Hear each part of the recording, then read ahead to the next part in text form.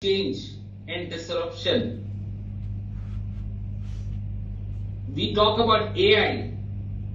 There was a time in 1960s something big happened. So this is a beautiful story which you all should hear and share it with your one-downs. In 1943, Dorothy Vaughan in US joined NACA, which is now NASA, which is equivalent to our ISRO.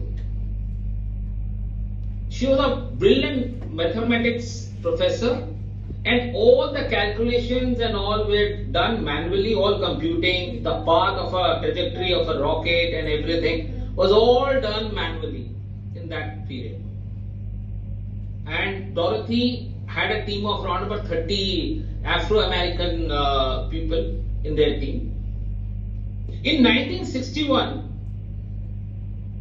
suddenly the computer, a big computer came in NASA. And it was of course from IBM who started.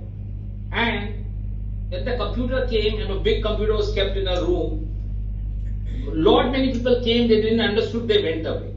But Dorothy had an inquisitiveness. She went and spoke to the technician.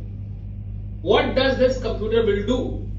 And in a month she came to know the computer will take over all the job. There would be no manual computing, but the computers are going to do their job. Now after understanding this, she wanted to inquire more. She said, how will it work? Asked the technician and all. She came to know that this computer is programmed in a language at that time called Fortran. And now she understood there are people or programmer would be required for working on this computer. She couldn't do, there was no teaching classes and all. She went to so many people for the support, she couldn't. She went to a library and she saw one book for learning the language Fortran. The librarian didn't give her the book. She stole it. She went back, she studied, she learned Fortran language.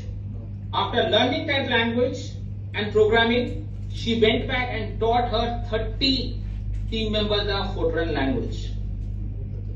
In 1961, NASA raised internally or externally request for 50 plus programmers to do that job and programming as the work was going on. Then Dorothy and her team member rose their hand and they went on to say, yes, we are ready. We know the programming in the Fortran language. Trust me, they were all given the job. Dorothy Vaughan and team were responsible for Apollo 11 action.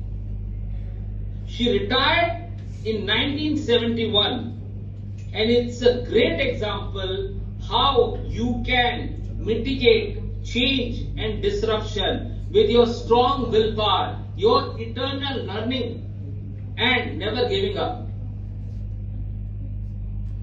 So your shelf life or my shelf life is how we update ourselves. So tomorrow when people say that the voice call will not happen, you are not required in collection or sales or customer service, this will happen, that will happen. It will not happen. What will happen, the more we learn about AI, other things, we upgrade ourselves, those things will help us